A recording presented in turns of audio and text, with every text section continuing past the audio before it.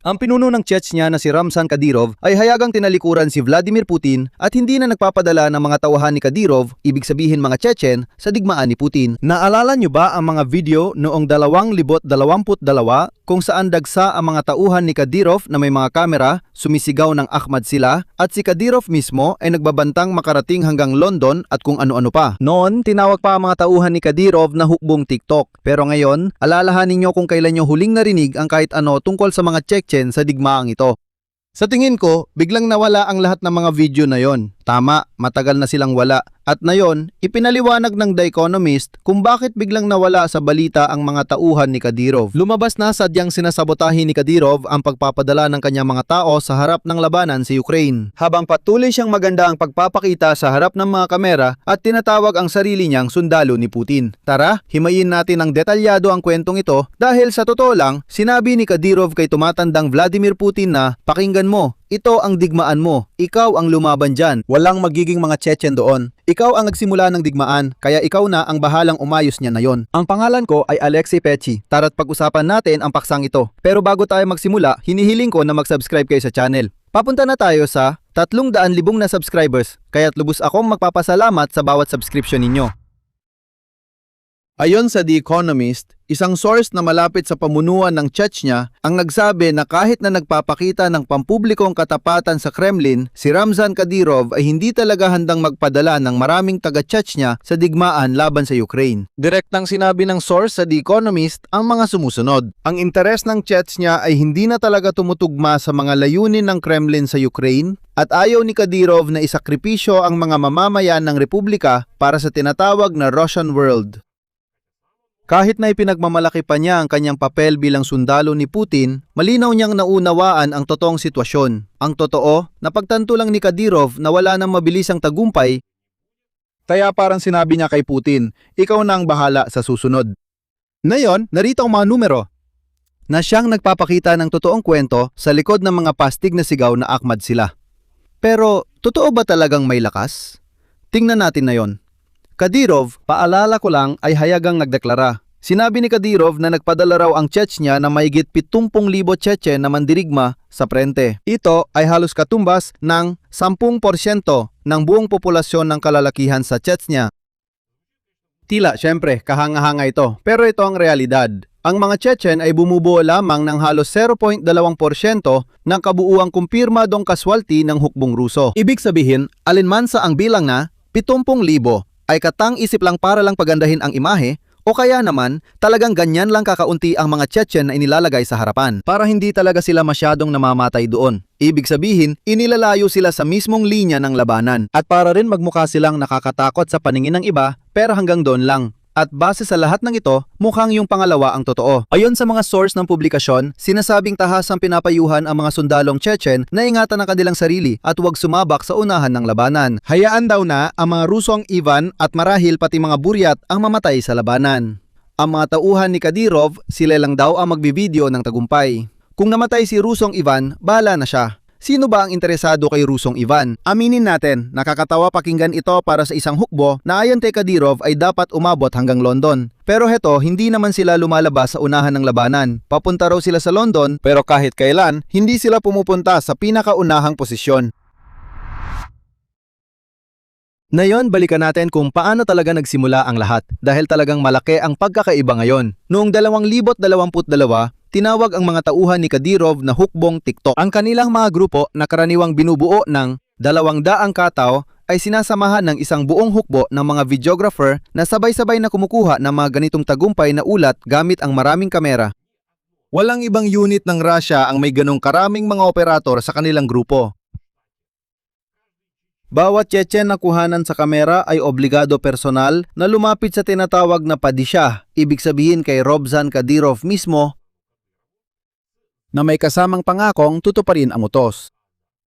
Ang pagpapakitang tao ang pangunahing produkto, hindi ang mga resulta ng labanan. Ang pangunahing produkto ay magagandang video. Dito na nagsimulang lumayo sa realidad. Sa unang mga araw pa lang ng pananakop ng mga Ruso sa Ukraine, ang kanilang kulam, ibig sabihin ang kulam ng mga tauhan ni Kadyrov, winasak ng mga atake ng Bayraktar. Ilang dosenang Chechen na bayarang sundalo ang napatay. Mismong mga sundalong Ruso ang nagtatawanan sa kanila. At ipapaalala ko, ito yung lumang meme na video mula sa isang na-intercept na pag-uusap. Isang Russian na mananakop ang nagsabi sa kanyang asawa, literal na, at quote, naglayas na sina Ahmad sila. Pasensya na, pero yan ang mismong sinabi. Ginamit din sila bilang mga unit na pangharang. Ibig sabihin, mga unit na dapat nagpapaputok sa sarili nilang mga umaatras na sundalong Ruso. Pero teka, hindi pala sa sarili nilang. Alam naman nila na para sa kanila, ang Russia na si Ivan ay hindi patas. Bukod pa rito, nasangkot din ang mga tauhan ni Kadyrov sa mga krimen sa digmaan, kabilang ang masaker sa Bucha. Kaya yung maingay na imahe ng mga di matatalong mandirigma ng Islam ay napatunayang isang palabas lang sa propaganda na may mga kamera at hindi totoong puwersang pandigma. Pero kahit ang palabas na yon, gaya ng naiintindihan ninyo, ay bigla na lang nawala.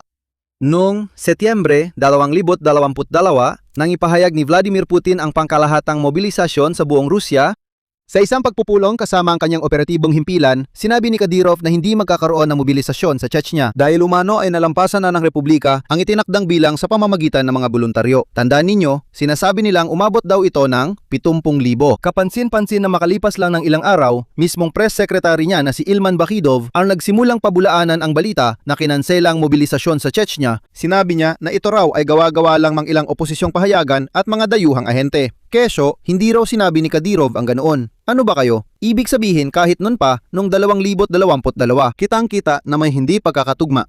Ibig sabihin, sa isang banda, hayagang sinasabi ni Kadyrov na walang magiging mobilisasyon. Pero sa kabilang banda, sinusubukan ng kanyang press service na pagtakpan ito at magkunwaring walang espesyal na nasabi. Ibig sabihin, kahit noon pa ay malinaw na ang mga Kadyrovite ay parang palabas lang para ipakita na, o tingnan ninyo mga Kadyrovite ito. Sanay na kasi sila na ang mga ordinaryong Ruso ay natatakot lang sa kanila. Kung tutuusin mula sa Russia, ang dami ng video na nagpapakita na kapag bumaba ang isang Kadyrovite mula sa sasakyan, lahat ng tao ay, pasensya na, napapadumi sa salawal. Ayan, naalala nyo ba yung mga video mula sa Russia kung saan ang mga tauhan ni Kadyrov ay naglalakad sa Moscow na may mga baril na nagpapaputok sa ere at inaasahan nila na ang mga Ukrainian ay matatakot din, kagaya ng mga Russian. Akala nila na kapag nakita lang ng mga Ukrainian ang isang Kadyrovite, matatakot na agad sila. Uy, tauhan ni Kadyrov yan! Pero hindi naman nangyari yon. Medyo nagkamali sila. Itong mga tauhan ni Kadyrov, tandaan ninyo, sinabi noon ni Kadyrov, Zelensky, pupuntahan kita. Pero parang hindi naman siya nakarating. Mukhang ganun nga. At ngayon, dito, pagkatapos ng 4 na taon, kinumpirma ng ekonomista na hindi lang isang beses nangyari ang kwento noong 2022, isa itong sistematikong estratehiya ni Kadyrov. Ayon sa pagtataya ng publikasyon, nagawa ni Kadyrov na maiwasan noon ang malawakang sapilitang mobilisasyon sa Republika at kasabay nito ay ginamit ang mismong digmaan para palakasin ang kanyang imahe bilang tagapagtanggol ng mamamayang Chechen. Ibig sabihin, sabay niyang malakas na sinusuportahan si Putin sa harap ng kamera at tahimik na iniiwas ang kanyang mga tao sa totoong digmaan. Isa itong klasikong galaw ng isang maliit na diktador sa loob ng mas malaking diktadura, alam mo na. Ibig sabihin, sa loob ng Chechnya, parang bayani siya na hindi pinabayaan ang kanyang mga tao na sumabak sa digmaan, pero sa parehong panahon ay hayagang nagsasabi, oo, kung sakali, bigyan niyo ako ng pagkakataon, papatayin ko si Zelensky. At sa totoo lang, aabot pa raw sila sa London. Ganito ang sitwasyon.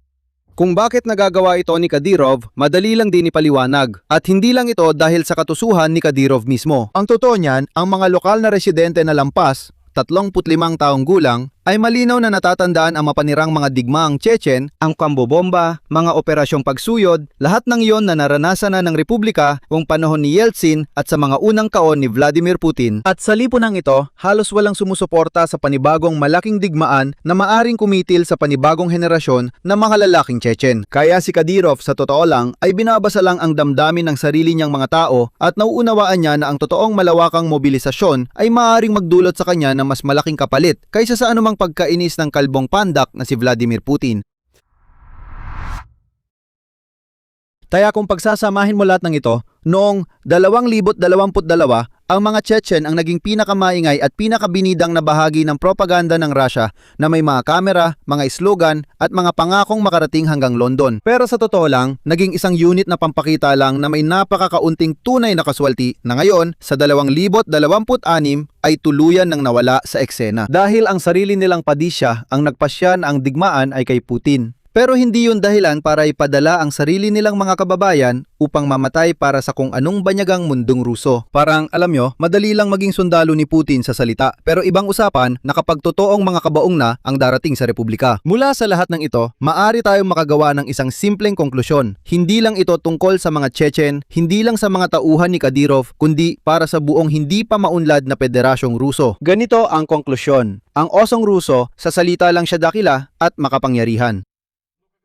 Pero kapag natamaan sa muka ang osong ito, bigla siyang nagiging karaniwang hayop, isang nasukol na hayop na natatakot at nagtatago na sumususo ng kanyang paa at yun na. Yun ang totoong osong Ruso, hindi yung ipinapakita nila. Ganyan din ang kwento kay Kadyrov. Lahat ng matatapang niyang mandirigma ay biglang naglaho. At alam mo ba kung sino ang napapatuloy ng digmaan? Mga karaniwang Rusong Ivan na hindi man lang kinahahabagan.